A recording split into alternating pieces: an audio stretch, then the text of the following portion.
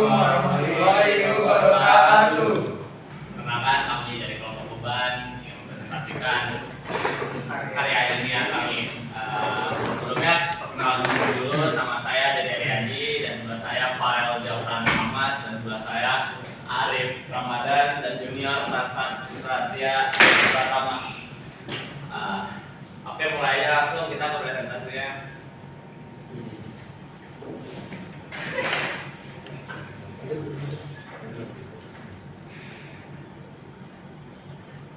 Nah, di sini oh iya bacain judulnya dulu, Cok.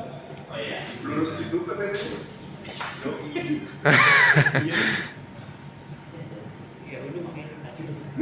Di sini kita membuat karya ilmiah dengan judul meneliti solar panel dengan skala kecil sebagai sumber energi renewable.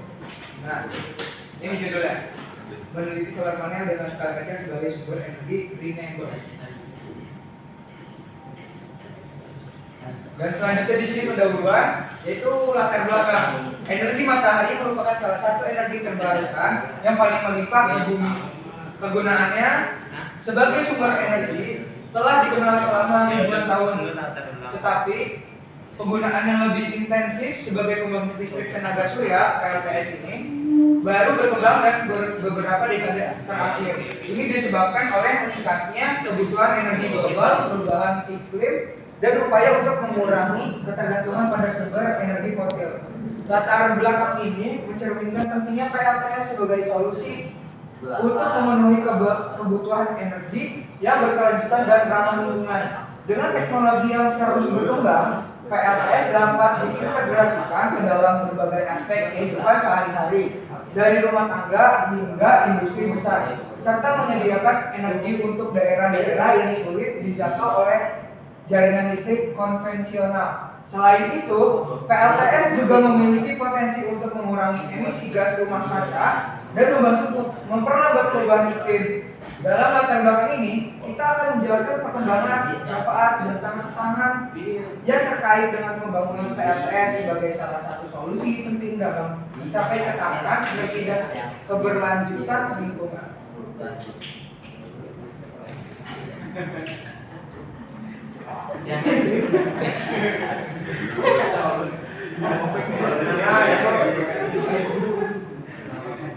Selanjutnya itu ada rumusan masalah. Yang pertama, bagaimana cara membuat rancangan sistem panel surya yang efisien untuk menghasilkan energi listrik terbarukan. Pusing deh. Oh iya, komponen apa saja yang diperlukan untuk merancang panel surya? Pengaruh faktor-faktor intensitas cahaya matahari dan keberhasilan panel terhadap kerja panel surya. Cara merawat panel surya agar tetap optimal tanpa mengurangi kinerja tersebut. Selanjutnya ada tujuan. Tujuan dari penelitian ini adalah mengetahui beberapa lama baterai rechargeable akan kehabisan daya ketika digunakan untuk menyalakan lampu LED. Mengetahui apakah besar atau kecilnya watt pada lampu LED mempengaruhi penggunaan daya baterai. Meningkatkan efisien pada surya dalam mengondensi energi matahari lebih besar dari efisiensi normalnya. Yang selanjutnya ada manfaat. Manfaat penelitiannya ada pun manfaat yang diharapkan dari penelitian ini yaitu manfaat teoritis dan manfaat praktis. Manfaat teoritis. Manfaat teoritisnya adalah untuk menambah wawasan untuk mengembangkan produk sistem tenaga menggunakan panel surya bagi mahasiswa jurusan teknik elektro serta pembahasan pada umumnya. Selanjutnya manfaat praktis, yaitu penelitian diharapkan mampu membantu para siswa pada umumnya dan khususnya bagi mahasiswa teknik elektro agar memudahkan dalam pengembangan sistem pembangkit listrik tenaga surya. Yang terakhir ada penelitian ini diharapkan membantu mahasiswa untuk menjadi referensi atau acuan bagi peneliti yang akan melakukan penelitian sistem pembangkit listrik tenaga surya. Nah, ada dua itu tinjauan pertama. Yang pertama ada pembangkit listrik tenaga surya. Pembangkit listrik tenaga surya adalah pembangkit listrik yang mengubah energi surya menjadi energi listrik. Pembangkit listrik bisa digunakan dengan dilakukan dengan dua cara, yaitu secara langsung menggunakan fotovoltaik dan secara tidak langsung dengan pemusatan energi surya. Fotovoltaik mengubah secara langsung energi cahaya menjadi listrik menggunakan efek fotovoltaik. Energi surya atau matahari telah dimanfaatkan di banyak belahan dunia dan jika dieksploitasi dengan cepat, energi ini berpotensi mampu menyediakan kebutuhan konsumsi energi dunia saat ini dalam waktu yang lebih lama. Dua tipe dasar tenaga matahari adalah sinar matahari dan fotovoltaik. Foto itu adalah cahaya dan voltaik tegangan.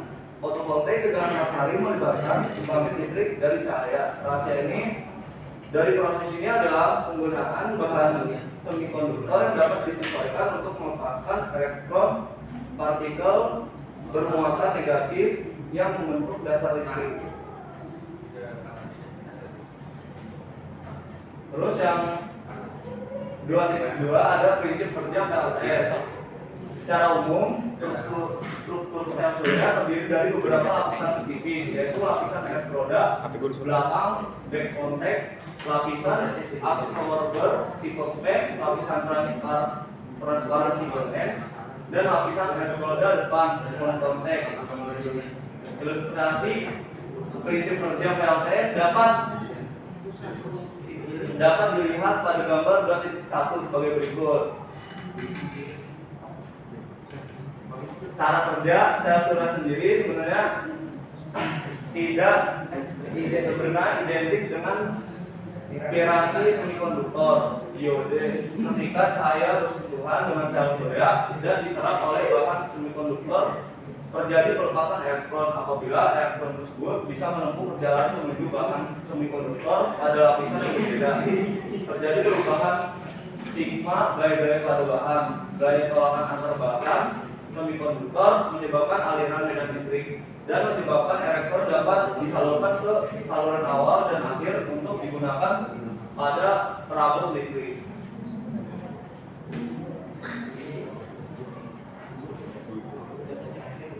Terus yang 2.3 itu ada jenis solar cell.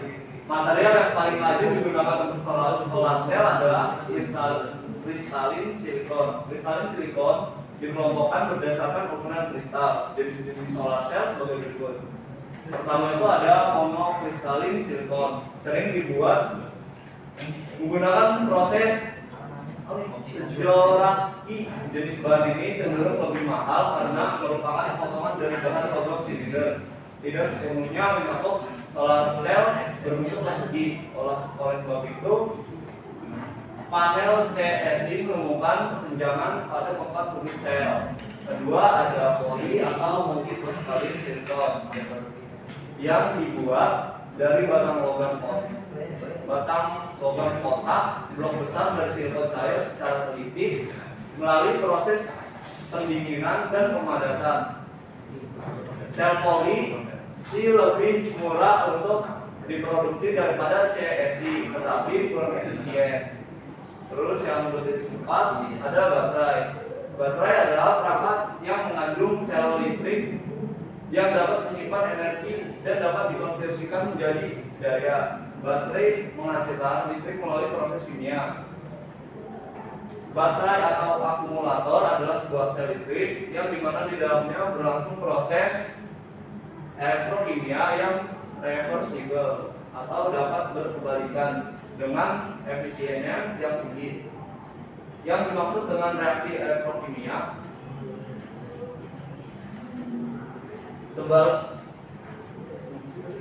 yang dimaksud dengan reaksi elektrokimia reversible adalah dalam baterai dapat berlangsung proses pengubahan kimia menjadi tenaga listrik atau proses penggosongan, dan sebaliknya dari tenaga listrik menjadi tenaga kimia proses pengisian dengan cara proses regenerasi dari elektroda yang dipakai, yaitu dengan melewatkan arus listrik dalam arah polaritas yang berlawanan di dalam sel.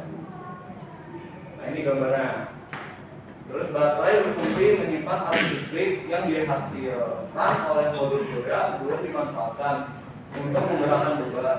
Ukuran baterai yang dipakai sangat tergantung pada ukuran panel dan voltmeter. Ukuran baterai yang terlalu besar baik untuk efisiensi operasi, tetapi mengakibatkan kebutuhan investasi yang terlalu besar. Sebaliknya ukuran baterai terlalu kecil dapat mengakibatkan tidak tertampungnya daya yang lebih. Dua titik yaitu lithium ion. Baterai lithium ion adalah salah satu kategori baterai isi ulang. Air lithium bergerak dari elektroda negatif ke elektroda positif saat dilepaskan. Baterai lithium ion memakai senyawa lithium interkalasi sebagai bahan elektrodanya. Berbeda dengan lithium metalik yang dipakai di baterai lithium non isi ulang. Baterai lithium ion memiliki 3 lapisan yang bentuknya bergulung di dalam tempatnya. 3 lapisan ini terdiri dari elektroda positif yang terbuat dari lithium kobalt oxide sebagai bahan utama. Lalu ada elektroda negatif terbuat dari karbon khusus dan lapisan pemisah. Oke, berikutnya dapat dilihat dari bentuk dari baterai lithium ion pada gambar 2.3 sebagai berikut. Nah, berikut adalah gambar sebuah baterai lithium ion. Nah, baterai lithium ion memiliki kelebihan antara lain energi yang disimpan lebih tinggi, tekanan baterainya yang tinggi tidak memiliki memori efek atau laju bisa rendah ramah lingkungan karena tidak mengandung racun. Yang 2.6 ada modul TP4056. TP4056 adalah modul untuk pengisian baterai lithium ion atau lithium ion rechargeable battery. 1 ampere yang dilengkapi dengan 2 lampu indikator masing-masing menunjukkan 1 saat isi ulang LED. Set isi ulang yaitu LED merah, dan saat baterai sudah terisi penuh LED biru. Tampilan modul TP4056 dapat dilihat pada gambar 24 sebagai berikut. Ini gambarnya. Modul ini menggunakan IC TP4056 yang merupakan IC pengisi ulang linear untuk baterai lithium ion sel tunggal dengan arus dan tegangan yang konstan yang dilengkapi dengan sistem pengaturan suhu atau thermal regulation. Tegangan pengisian dilakukan di 4,2 volt, akurasi 1,2%, ideal untuk digunakan mengisi ulang baterai dengan tegangan 3 sampai 3,7 volt. Fitur lain dari IC ini adalah pemantauan arus, pengunci tegangan kurang, undervolted load, pengisi ulang otomatis, dan 2 status pin yang mana ada pada modul ini digunakan LED indikator. Kalau bagus sama ini. Selanjutnya ada bab 2 itu metodologi penelitian. Nah, di sini kita ada alur penelitian yaitu kita mulai dari menentukan judul penelitian. Lalu judulnya adalah menentukan judul penelitian yaitu judulnya adalah judul meneliti soal panel dengan skala kecil sebagai sumber energi renewable. Lalu melakukan penelitian, melakukan analisis, membahas hasil penelitian, lalu pakai dan kesimpulan.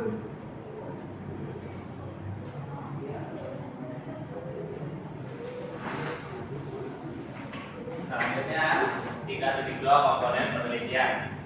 Ada desain penelitian. Dalam meneliti masalah ini dengan menggunakan desain eksperimental yang bertujuan untuk menguji dan menganalisis cara bekerja dan pembangkit listrik tenaga surya sederhana.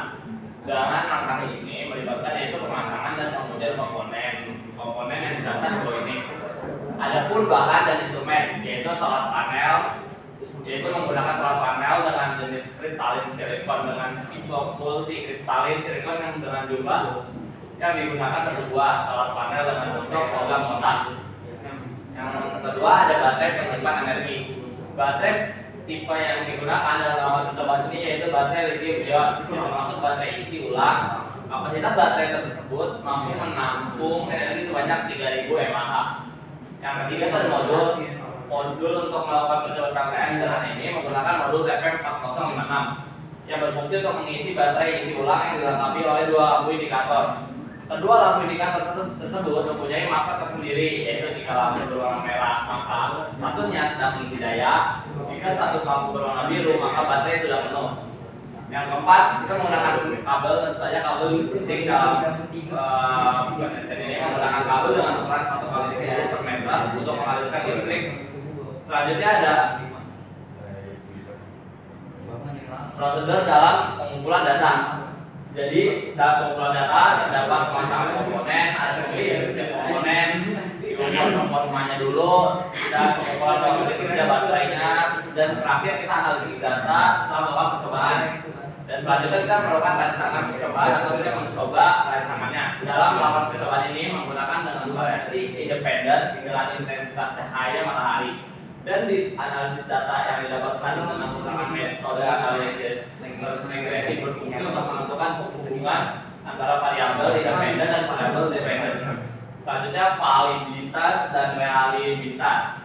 Dilakukannya tindakan pengamatan dan pengulangan percobaan untuk memastikan data tersebut valid dan realibilitas. Yang terakhir kan?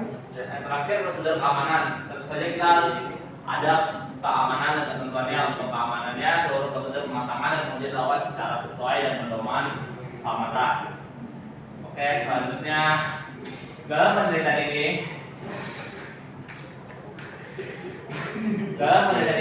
pendekatan yang digunakan adalah pendekatan kualitatif. Pendekatan kualitatif dipilih karena penelitian ini bertujuan untuk memperoleh pemahaman mendalam terhadap karya ilmiah mengenai pembangkit listrik tenaga surya sebagai sumber energi terbarukan dan bersih dari sudut pandang yang komprehensif. Dan selanjutnya ada teknik pengumpulan data. Pengumpulan data dilakukan melalui studi literatur, observasi dan wawancara.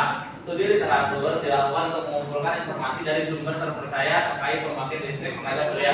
Observasi dilakukan untuk mendapatkan pemahaman langsung terhadap implementasi pembangkit listrik tenaga surya. Wawancara dilakukan dengan pakar energi terbarukan untuk mendapatkan pandangan dan pengetahuan yang dalam. Jadi kita wawancara langsung dengan pakarnya ya guys. Dan analisis data terakhir, data yang terkumpul akan dianalisis secara deskriptif. Analisis deskriptif digunakan untuk mendeskripsikan dan menganalisis data yang diperoleh dari studi literatur, observasi dan wawancara. Selain itu, data-data tersebut juga dianalisis secara komparatif untuk membandingkan berbagai pendapat dan sudut pandang yang diperoleh dari berbagai sumber. Dengan menggunakan pendekatan kualitatif dan teknik pengumpulan data yang komprehensif, diharapkan penelitian ini dapat memberikan pemahaman mendalam terhadap karya ilmiah mengenai pembangkit listrik tenaga surya sebagai sumber energi baru yang bersih. Oke, di sini ada jadwal penelitian kami. Jadi kami melakukan tugas ini membuat semuanya itu dalam kurun waktu 3 bulan saja. Di sini kita ada tahap dan kegiatan. Penelitiannya itu sebagai persiapan penulisan proposal, pengumpulan data primer dan sekunder, pengolahan data, hasil analisis data, dan penyerahan laporan hasil penelitian. Oke, sudah sepertinya cukup sampai sini saja. Sudah kurang lebihnya kami mohon maaf jika ada salah kata, kurang emoh, jadi mohon maafkan. Terima kasih. Sampai jumpa. Waalaikumsalam.